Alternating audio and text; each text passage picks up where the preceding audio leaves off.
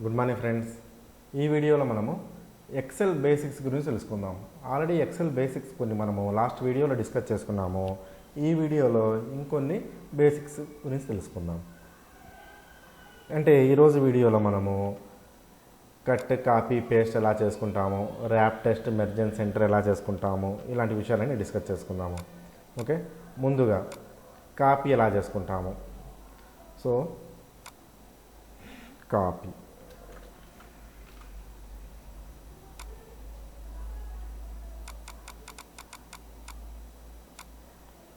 ముందుగా ఒక టెక్స్ట్ తీసుకుందాం. ఏదో ఒక టెక్స్ట్ తీసుకోండి. తీసుకున్న తర్వాత ఆ టెక్స్ట్ని సెలెక్ట్ చేసుకోండి. సెలెక్ట్ చేయండి. ఈ విధంగా నేను యాక్టివ్ సెల్లో ఒక టెక్స్ట్ అనేది ఎంటర్ చేశాను. ఎంటర్ చేసిన తర్వాత ఆ టెక్స్ట్ని సెలెక్ట్ చేసి ఇక్కడ కాపీ అనే ఆప్షన్ ఉంది చూడండి, పైన హోమ్ మెనూ కింద కాపీ అనే ఆప్షన్ ఉంది కదా. సో కాపీ అనే ఆప్షన్ క్లిక్ చేస్తున్నాను. సో వెంటనే అది కాపీ అయిపోయింది. సో కాపీ చేసిన తర్వాత మళ్ళీ పేస్ట్ చేసుకోవాలి కదా. సో దానికి పేస్ట్ చేద్దాం. పేస్ట్.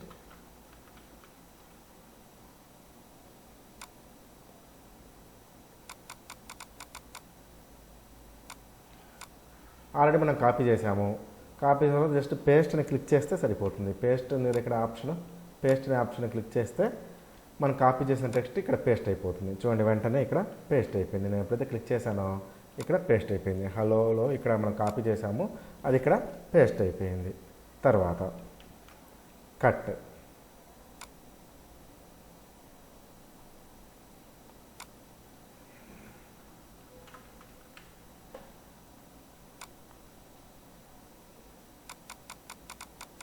కట్. ఓకే, ఇప్పుడు కట్ చేయాలి. సో కట్ చేయాలంటే జస్ట్ ఒక టెక్స్ట్ అనేది మనం తీసుకుంటాము. జస్ట్ నేను ఒక టెక్స్ట్ ఎంటర్ చేస్తున్నాను. కంప్యూటర్ అని ఎంటర్ చేశాను. ఎంటర్ చేసిన తర్వాత ఆ టెక్స్ట్ నేను సెలెక్ట్ చేస్తున్నాను. సెలెక్ట్ చేశాను. చేసిన తర్వాత ఇక్కడ కట్ అనే ఒక ఆప్షన్ ఉంది చూడండి, ఇక్కడ హోమ్ మెనూ కింద. సో కట్ ఉంది కదా ఇక్కడ. సో కట్లు క్లిక్ చేద్దాం. ఎప్పుడైతే కట్ క్లిక్ చేశానో మనం సెలెక్ట్ చేసిన టెక్స్ట్ మొత్తం కట్ అయిపోతుంది. సో కట్ చేసిన తర్వాత కూడా మనం పేస్ట్ చేయవచ్చు. కాపీ చేసిన తర్వాత పేస్ట్ చేయొచ్చు, కట్ చేసిన తర్వాత పేస్ట్ చేయొచ్చు. సో మనం కట్ చేసిన టెక్స్ట్ ఇక్కడే పేస్ట్ చేద్దాం. పేస్ట్ కిందనే పేస్ట్ చేద్దాం.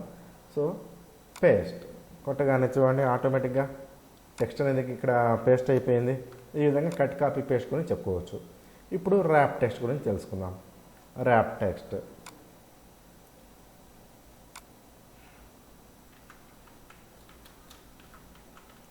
Rap text.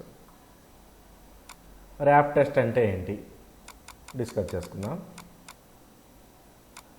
సో నార్మల్గా ర్యాప్ టెస్ట్ అంటే మనం ఏం చెప్పుకోవచ్చు అంటే, ఇప్పుడు నేను హలో, గుడ్ మార్నింగ్,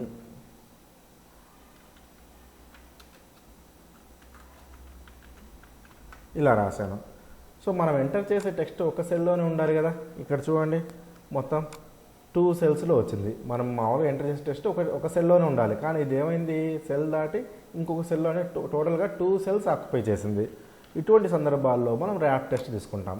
సో మనం ఏదైతే ర్యాప్ టెస్ట్ చేయాలనుకుంటామో అక్కడ కర్సర్తో క్లిక్ చేయండి. మౌస్తో క్లిక్ చేసిన తర్వాత ఇక్కడ ర్యాప్ టెస్ట్ ఉంది కదా, ఇక్కడ ఆప్షన్.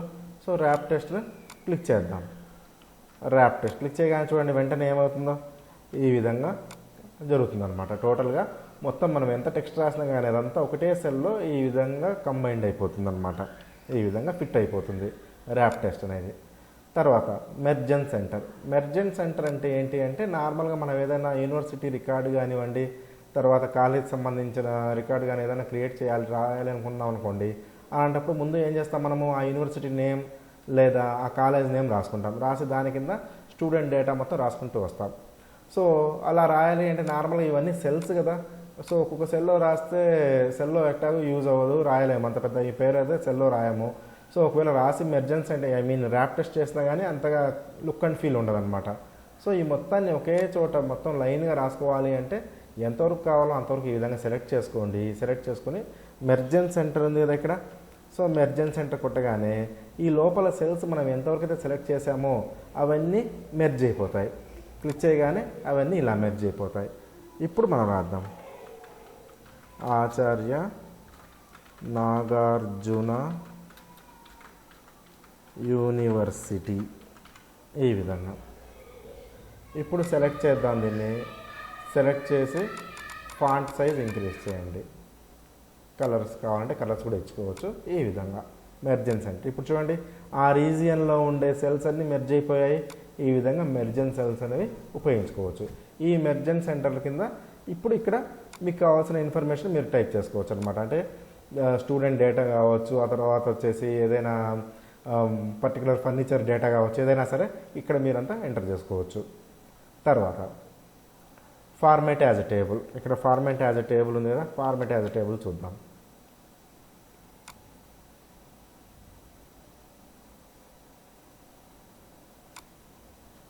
ఫార్మాట్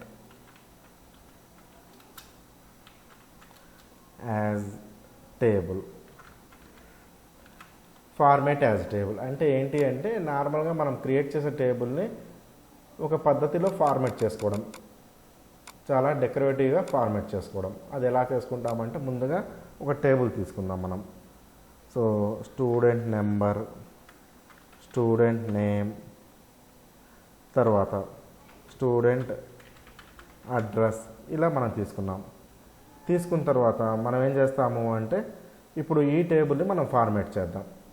సో దీంట్లో డేటా అనేది తీసుకుందాము. డేటా వచ్చేసి student number 1, name some Ram, address Hyderabad, some 6 Raj, address Bengaluru, తర్వాత రోహన్, అడ్రస్ చెన్నై. ఈ విధంగా ఎంటర్ చేసాం. ఇది ఒక టేబుల్. నార్మల్గానే ఉంది కదా ఈ టేబుల్ అంతా. ఇప్పుడు దీన్ని ఒక పద్ధతిలో ఫార్మాట్ చేయాలి అంటే సెలెక్ట్ చేయండి. ఈ విధంగా సెలెక్ట్ చేసి ఇక్కడ ఫార్మాట్ యాజ్ అ టేబుల్ ఉంది చూడండి. ఇక్కడ ఫార్మాట్ యాజ్ అ టేబుల్ ఉంది కదా, ఈ ఫార్మాట్ యాజ్ అ టేబుల్ను క్లిక్ చేయండి. ముందుగా జాగ్రత్తగా వినండి, ముందు సెలెక్ట్ చేయాలి టేబుల్ మొత్తం. సెలెక్ట్ చేసి format as a table click చేయండి. ఇలా సో మెనీ ఫార్మాట్స్ వస్తాయి. ఇందులో మీకు ఏ ఫార్మాట్ అయితే కంఫర్ట్గా ఉంటుందో ఆ ఫార్మాట్ను సెలెక్ట్ చేసుకోండి. జస్ట్ క్లిక్ చేయగానే వెంటనే ఈ విధంగా ఒక డైలాగ్ బాక్స్ వస్తుంది. ఇక్కడ ఏమడుగుతుంది, మొత్తం where is the data for your table అని అడుగుతుంది. అంటే మొత్తం స్టార్టింగ్ సెల్ నుండి ఎండింగ్ సెల్ వరకు మొత్తం సెల్ అడ్రస్ తీసుకుంటుంది అనమాట ఇది. ఓకే, ఎక్కడ స్టార్ట్ అయింది? ఇది B20లో స్టార్ట్ అయింది. సో బి కాలం 20th రోలో స్టార్ట్ అయింది. సో B20 D23 దగ్గర ఎండ్ అయింది అనమాట. డి కాలం 23 రో ఎండ్ అయింది. సో చూడండి B20 D23. సో మొత్తం ఈ విధంగా టోటల్గా సెలెక్ట్ అయింది. ఇప్పుడు ఓకే బటన్పై క్లిక్ చేయండి. చేయగానే చూడండి టేబుల్ అంతా ఈ విధంగా ఫార్మాట్ అయింది. ఓకే, ఈ విధంగా మనం ఫార్మాట్ చేసుకోవచ్చు. ఆ తర్వాత ఇక్కడ చిన్న చిన్న సింబల్స్ ఉన్నాయి కదా, ఈ సింబల్స్ ఏంటి అంటే ఇక్కడ క్లిక్ చేస్తే మనకు కావాల్సిన విధంగా అసెండింగ్ ఆర్డర్లోను, డిసెండింగ్ ఆర్డర్ అంటే ఆరోహణ క్రమంలోను లేదా అవరోహణ క్రమంలో ఇవన్నీ మనం మార్చుకోవచ్చు. సో క్లిక్ చేయండి. క్లిక్ చేస్తే ఈ విధంగా ఆప్షన్స్ మీకు డిస్ప్లే అవుతాయి. Sort smallest to largest, largest to smallest. Okay, వీటిలో మీకు కావాల్సిన విధంగా మీరు సెలెక్ట్ చేసుకోవచ్చు. ఓకే, ఈ విధంగా sort A to Z, Z to A, ఈ విధంగా మీరు క్లిక్ చేసుకోవచ్చు అనమాట ఫార్మాట్ యాజ్ ఎ టేబుల్. ఆ తర్వాత సెల్ స్టైల్స్. సెల్ స్టైల్స్ అంటే ఏంటి అంటే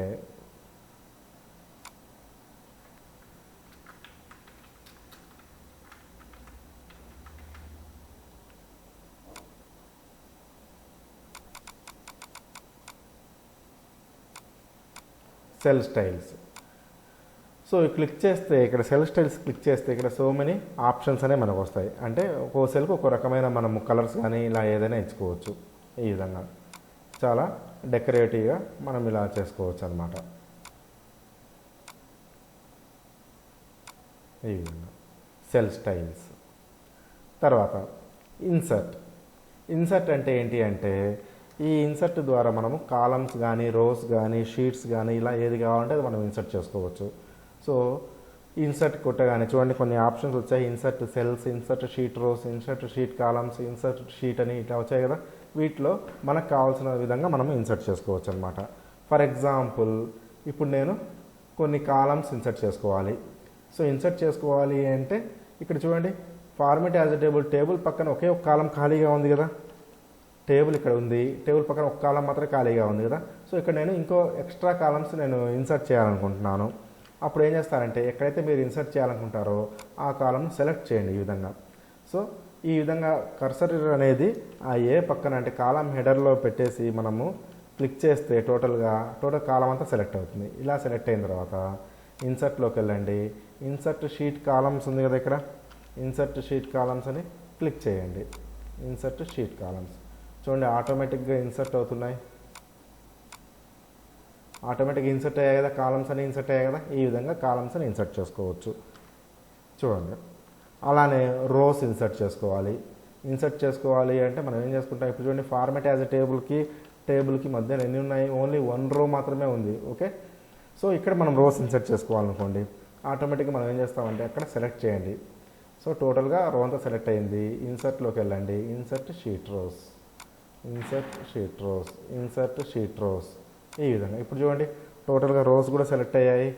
క్లియర్, రోస్ సెలెక్ట్ అయ్యాయి, రోస్ ఇన్సర్ట్ అయ్యాయి, కాలమ్స్ కూడా ఇన్సర్ట్ అయ్యాయి. అలానే ఇప్పుడు షీట్ ఇన్సర్ట్ చేయాలి. ఇప్పుడు మన దగ్గర ఎన్ని షీట్లు ఉన్నాయి, ఓన్లీ 1 షీట్ మాత్రమే ఉంది కదా. సో సెకండ్ షీట్ రావాలంటే ఇక్కడ ప్లస్ సింబల్ మీద క్లిక్ చేసినా వచ్చేస్తుంది, లేదంటే ఇన్సర్ట్లోకి వెళ్ళండి. ఇన్సర్ట్ షీట్ అని కొడితే ఆటోమేటిక్గా సెకండ్ షీట్ అనేది వచ్చింది. చూడండి సెకండ్ షీట్ అనేది వచ్చిందనమాట. ఆ విధంగా మనం చెప్పుకోవచ్చు. తర్వాత డిలీట్ మొత్తం దీనికి టోటల్గా ఆపోజిట్ అని చెప్పవచ్చు. సో ఇన్సర్ట్ ద్వారా మనం కాలమ్స్, రోస్, షీట్ ఇన్సర్ట్ చేస్తే డిలీట్ ద్వారా మొత్తం డిలీట్ చేసుకుంటూ ఉంటాం. ఫర్ ఎగ్జాంపుల్ ఈ కాలం అంతా డిలీట్ చేయాలనుకోండి. సో డిలీట్ చేయాల్సిన కాలం సెలెక్ట్ చేయండి, డిలీట్లోకి వెళ్ళండి, డిలీట్ కాలం అని కొట్టండి, ఆటోమేటిక్గా డిలీట్ అయిపోతూ ఉంటాయి అన్నమాట ఈ విధంగా. ఓకే, అలానే రోస్ డిలీట్ చేయాలనుకోండి, సెలెక్ట్ చేయండి, delete sheet rows, delete sheet rows, delete sheet rows. ఈ విధంగా డిలీట్ చేసుకోవచ్చు. క్లియర్. ఫార్మాట్ మెనూ గురించి నెక్స్ట్ వీడియోలో మనం చేద్దాము. Okay, thanks for watching, keep watching, thank you.